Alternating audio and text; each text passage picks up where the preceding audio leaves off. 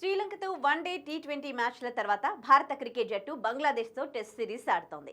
దీని ప్రకారం సెప్టెంబర్ 19న చెన్నైలోని చెపాక్ మైదానంలో తొలి టెస్ట్ మ్యాచ్ ప్రారంభమైంది.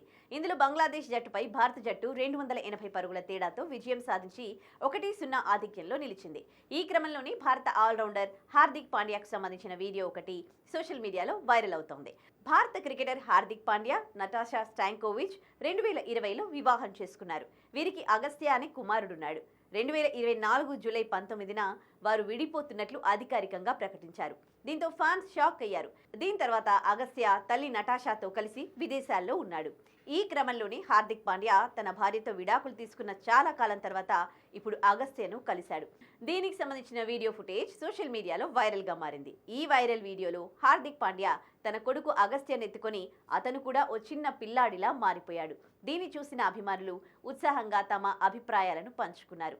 2018లో చివరిసారిగా భారత్ తరపున టెస్ట్ మ్యాచ్ ఆడిన పాండ్యా నవంబర్, డిసెంబర్ నెలలో జరిగే బార్డర్ గవాస్కర్ ట్రోఫీకి ముందు బరోడా తరపున ఫస్ట్ క్లాస్ మ్యాచ్లో ఆడాలని భావిస్తున్నాడు.